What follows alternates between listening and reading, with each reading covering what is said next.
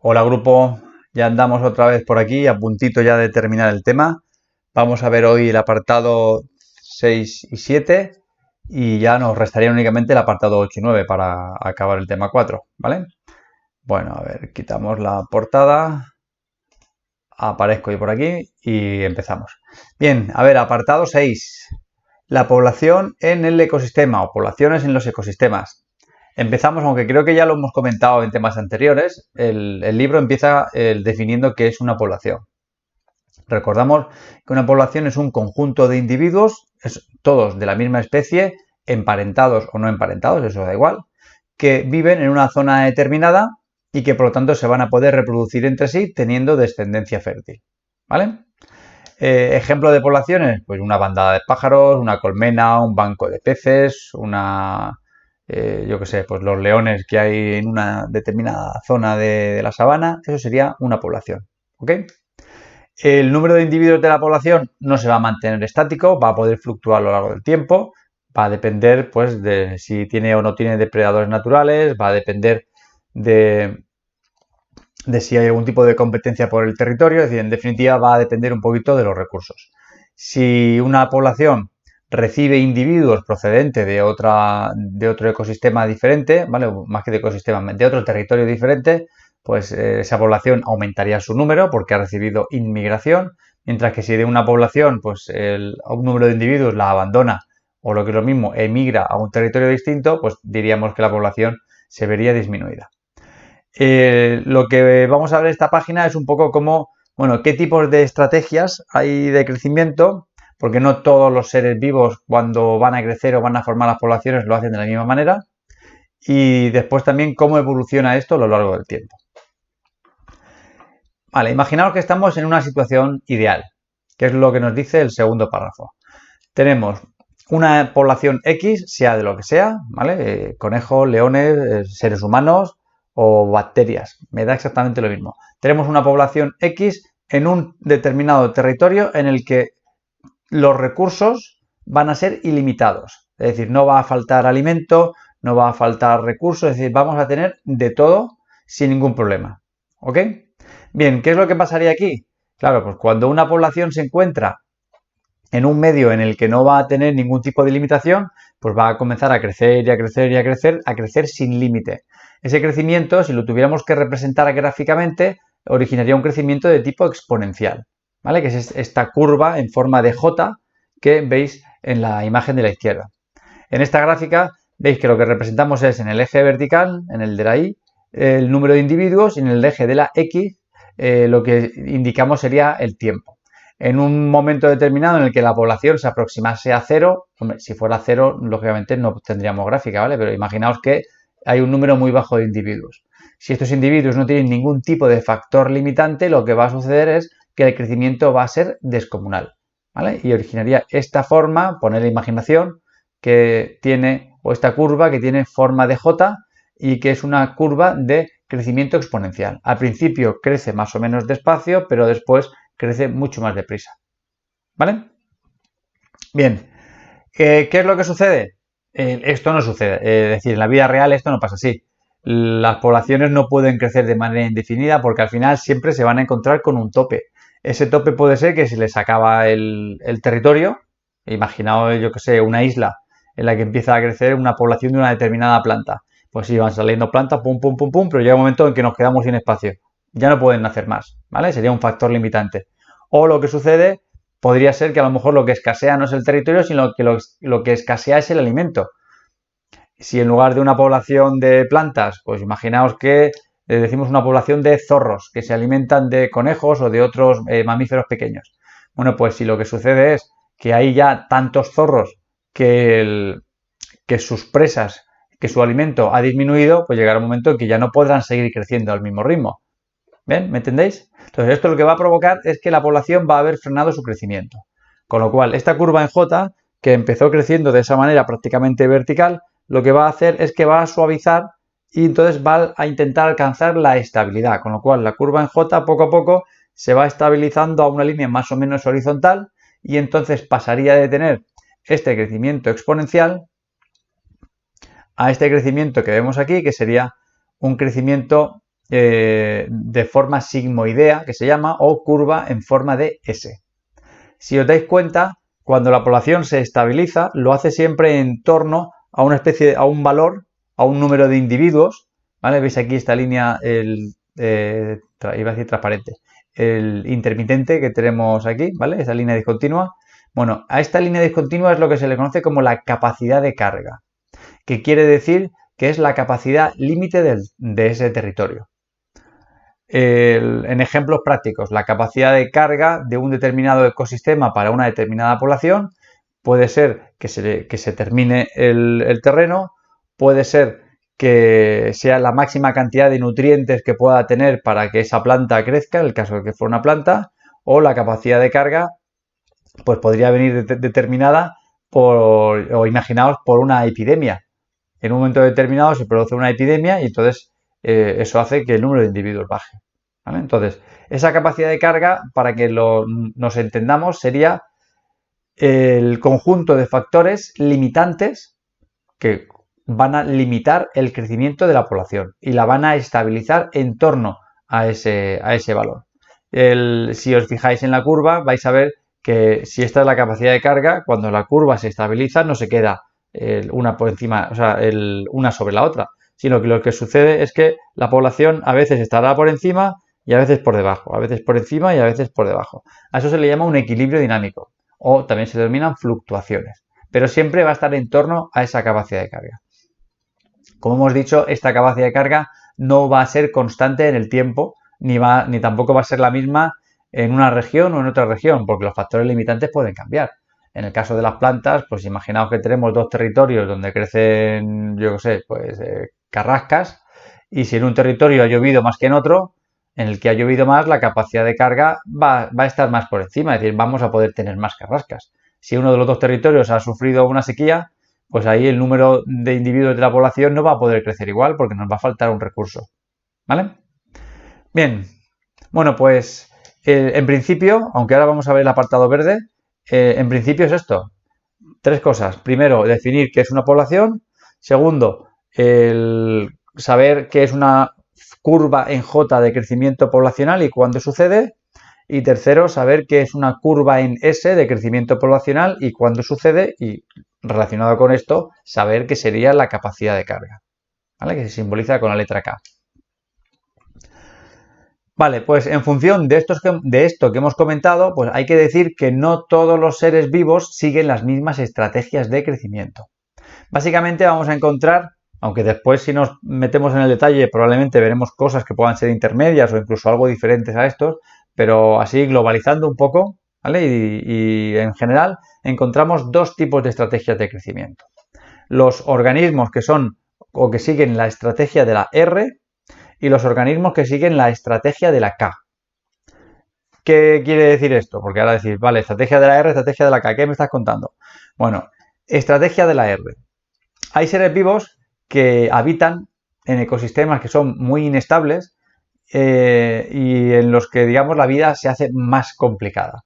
Entonces, hay seres vivos que su estrategia de crecimiento va a ser la siguiente. A la hora de reproducirse y generar descendencia, vamos a generar una cantidad enorme de descendientes, pero que una vez que han nacido no van a recibir ningún cuidado por parte de los progenitores, es decir, los dejan a su suerte. Claro, esto provoca que, claro, la tasa de natalidad sea enorme, pero la tasa de mortalidad también. Claro, al tener una tasa de natalidad alta y una tasa de mortalidad también alta, la población, bueno, pues siempre se puede mantener más o menos estable. Ejemplo, pues yo qué sé, imaginaos los peces. Cuando los peces se reproducen, como tienen fecundación de tipo externo, lo que hace es que la hembra va a una zona, deposita los huevos y después llega el macho y deposita los espermatozoides. Claro, ¿cuántos huevos deposita una hembra de pez? 1, 2, 3, 10, 100, 1000, miles de huevos. ¿Por qué la hembra deposita miles de huevos? Primero, porque probablemente no todos esos miles van a llegar a eclosionar. Puede suceder que algún otro pez se acerque por allí y le eche un vistazo y se coma unos cuantos. Porque los huevos los dejan a su suerte. La hembra no está vigilando los huevos. Hay especies que sí, ¿vale? Pero hablo así un poco en general. Después, cuando esos huevos pasados X días eclosionen, ¿qué va a pasar con esos peces pequeños? ¿Están cuidados por la madre o por el padre de alguna manera? No. ¿Qué pasa con esos peces? Que son un alimento perfecto para otros peces más grandes que digan, hostia, un banco de mini pescados, hala, para adentro. ¿Tasa de natalidad alta? Sí, miles de peces. ¿Tasa de mortalidad alta? También. Pues a lo mejor no miles, pero sí que cientos de ellos. Con lo cual al final se estabiliza. Vamos a poner ahora un ejemplo de los otros estrategas, los estrategas de la K. Y vamos a hablar también de huevos. Pues imaginaos, yo que sé, una gallina, que todos tenemos el concepto de qué es una gallina. La gallina cuando pone huevos, pone cientos de huevos, miles de huevos, no, pone unos poquitos. Cuando pone esos huevos, los deja a su suerte, tampoco. ¿Vale? Es decir, siempre está incubando esos huevos. Cuando nacen los pollitos, también se quedan a su suerte. La gallina se va por ahí y dice, ¿habéis nacido, buscaros la vida? Tampoco. La gallina está encima de ellos y los está cuidando. Con lo cual, ¿la tasa de natalidad de la gallina es alta o es baja? Baja. Pero ¿y la mortalidad? También baja. ¿Vale? Entonces, dos estrategias de crecimiento. Estrategas de la R, alta natalidad, alta mortalidad. Estrategas de la K, baja natalidad, baja mortalidad. Suele coincidir que los estrategas de la R se encuentran en ecosistemas que son más inestables y los estrategas de la K suelen encontrarse en ecosistemas más estables. ¿Ok? Si le echáis un vistazo al cuadradito este verde, os habla de algunos ejemplos y tal, y bueno, y es básicamente lo que os he comentado. ¿Vale? Bueno, pues pasamos al siguiente apartado, que es el apartado 7. Relaciones alimentarias. ¿Qué queremos decir con esto? A lo que nos referimos cuando hablamos de las relaciones alimentarias es cómo obtienen el alimento ciertas especies y cómo van a procesar ese alimento y qué van a hacer con él. En función de eso, de cómo se obtiene el alimento, qué alimento es y en qué se transforma ese alimento, bueno, pues se establecen lo que se denomina una serie de niveles tróficos o niveles de alimentación o niveles alimenticios. Tróficos viene de, si no recuerdo mal, de comer, ¿vale? O sea, comer, alimento, está todo relacionado. Bueno, en un ecosistema, ¿qué niveles tróficos vamos a encontrar? Pues primero porque lo queremos poner primero, ¿vale? Pero los productores. Un organismo productor es todo aquel que tiene la condición de ser autótrofo. Quiere decir que es capaz de utilizar materia inorgánica como sustrato y transformarla en materia orgánica. Normalmente este proceso se puede realizar gracias a la presencia de la luz solar. En ese caso decimos que ese organismo es autótrofo fotosintético, como pueden ser las plantas, como pueden ser las algas, como puede ser un grupo de bacterias, ¿vale? Que se denominan las bacterias fotosintéticas. Pero también hay que decir que, aunque en el libro no lo ponga, no todos los seres vivos autótrofos son fotosintéticos, porque también hay una serie de bacterias que son capaces de fabricar materia orgánica a partir de inorgánica sin la necesidad de que haya luz. A estos organismos se les llama quimiosintéticos. No voy a profundizar en ellos, pero simplemente quería dejar el apunte para que sepáis que la fabricación de materia orgánica a partir de inorgánica puede ser producida gracias a la luz o con independencia de la luz. ¿Vale? Hay muchas bacterias. Las bacterias, yo qué sé, las bacterias del azufre, las bacterias del hierro, estas bacterias son capaces de, utilizando ciertos metales como sustrato, producir unas reacciones de oxidación o de reducción, generar energía y con esa energía fabricar materia orgánica. ¿Ok? Pero bueno, para lo que vamos a ver nosotros ahora y en los siguientes apartados, cuando decimos organismo productor, va a ser organismo fotosintético. Planta, alga o bacteria fotosintética. Bien, siguiente nivel, organismos consumidores. Los organismos consumidores, donde nos incluimos nosotros, son aquellos organismos que tienen un tipo de nutrición heterótrofa. Esto quiere decir que son incapaces de fabricar materia orgánica y que por tanto deben ingerir materia orgánica ya fabricada. ¿Vale? Vamos a encontrar varios subgrupos. Tendríamos los consumidores primarios. El consumidor primario es aquel animal que se ha alimentado de un productor, es decir, el organismo herbívoro, para que nos hagamos una idea. Consumidor secundario es el organismo que obtiene la materia orgánica cuando se come a un consumidor primario. En este caso sería un carnívoro. Consumidor terciario será aquel animal que ha obtenido la materia orgánica al ingerir, al comerse al consumidor secundario. Sería lo que llamaríamos un supercarnívoro. ¿Puede haber un consumidor cuaternario o de cuarto orden? Pues hombre, si en un ecosistema encontráramos a un depredador que se comiera a un consumidor terciario, ¿vale? Pues este sería un consumidor de cuarto orden. Ya no sé si se le llama el super carnívoro o yo que sé, o el mega carnívoro, me lo estoy inventando completamente, ¿vale? Pero bueno, hay muchos ecosistemas y podría suceder. Con lo cual, productor, consumidor primario que se come al productor, consumidor secundario que se come al consumidor primario, consumidor terciario que se come al consumidor secundario. Y después tenemos otro nivel trófico, un poco aparte, porque este no se come a ninguno así en concreto y se los come a todos también, podríamos verlo de otra manera, que sería el nivel de los descomponedores.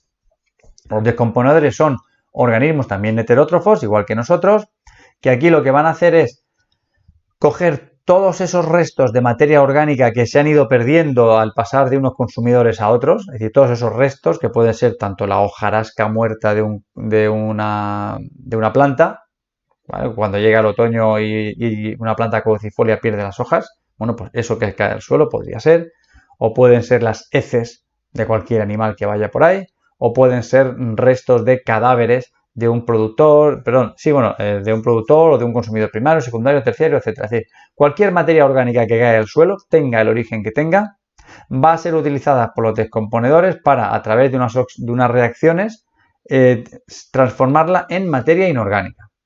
Esta materia inorgánica se liberará al medio, se liberará al suelo y por lo tanto quedará nuevamente disponible para que los productores, esas algas, plantas o bacterias fotosintéticas, la puedan volver a utilizar. ¿De quién estamos hablando? Bueno, pues como descomponedores hablamos de bacterias y de hongos principalmente. Recordad que ya hablamos algo de los descomponedores cuando contábamos el tema de la fosilización, ¿no? Que decíamos, lo normal es que cuando un ser vivo muera sea descompuesto y para que se convierta en un fósil pues no tiene que descomponerse. Bueno, pues estos son los descomponedores, ¿ok? Bien, si bajamos para abajo y cogemos a estos niveles tróficos, los de consumidor, descomponedor, etcétera, etcétera, y los organizamos un poco, lo que generamos son lo que se conocen como cadenas tróficas o redes tróficas. Una cadena trófica va a ser una representación gráfica en la cual vamos a ir ordenando en el orden de aparición, por decirlo de alguna forma, quién se come a quién. Por ejemplo, una planta, ¿vale? La pondríamos al principio de la cadena. ¿Quién se come la planta? El herbívoro. ¿Quién se come el herbívoro? El carnívoro. ¿Quién se come al carnívoro? El supercarnívoro. Bueno, pues los colocamos en ese orden, empezando siempre por un productor y acabando pues hasta el último de los niveles que podamos encontrar de quién se come a quién y los vamos a unir con flechas. Ojo que aquí viene a veces el fallo. Cuando yo pongo, yo qué sé, imaginaos lechuga y caracol y tengo que dibujar una flecha, ¿hacia quién apunta la flecha?